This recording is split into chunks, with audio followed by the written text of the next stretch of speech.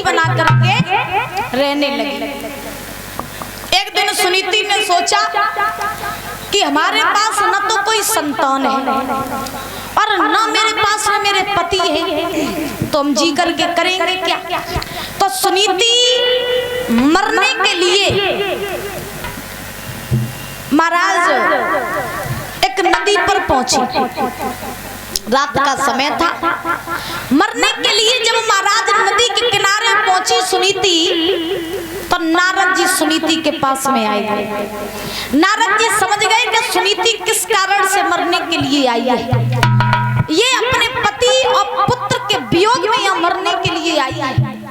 तो नारद जी ने सुनीति से कहा कि हे बेटी, तुम ऐसा करो कि अपने पुत्र के लिए तुम यहाँ मरो नहीं, तुम चली जाओ लौट के घर वापस और जाओ। मैं तुम्हें ये वचन देता हूँ कि तुम्हारे घर में एक पुत्र जन्म ले लेगा। सुनीति कहने लगी महाराज तो बुद्धि खराब है। नारद जी बोले क्यों? सुनीति कहने लगी मेरे पास में मेरे पति है नहीं, तो संतान कौन से होगी। नारद जी बोले तुम चिंता न करो, पति अपने आप तुम्हारे पास आएगा। तो सुनीति नारद जी की बात मान करके झोपड़ी में अपने वापस आई, रहने लगी। एक बार उत्तानपाद जंगल में शिकार खेलने के लिए गए, तो उत्तानपाद को जब कोई शिकार नहीं मिला तो शाम हो गई थी, तो लौट करके उत्तानपाद सुनीति के पास में पहुंचे। सुनीति के पास पहुंचे, रात हो गई थी परीक्षित महाराज। तो पहुंचने के बाद में आज सुनीति जो थी वो तो सो गई थी।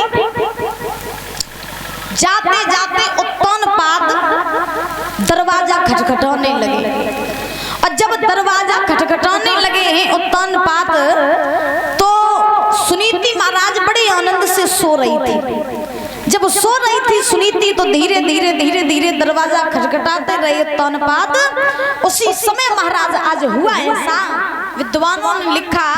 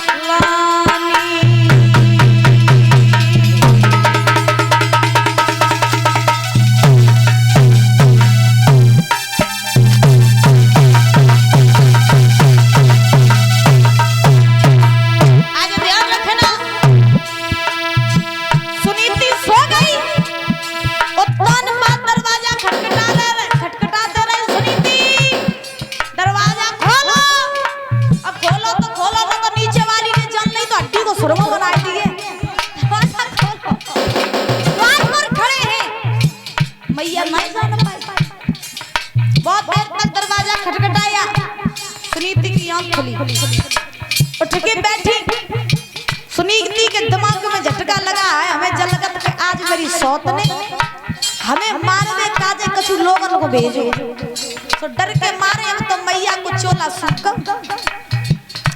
उत्तानपाद ने कही दरवाजा खोलो, हम तुम्हें महाराज। जो महाराज की बात सुनी दौड़ करके आई, दरवाजा खोल दिया। द्वार पर अपने पति को खड़ा देखा तो खुशी का ठिकाना नहीं था। बड़ी खुश हुई, हाथ पकड़ लिया महाराज। हाथ पकड़ करके आज सुनीति अपने पति को अपनी झोपड़ी में ले जा रही है।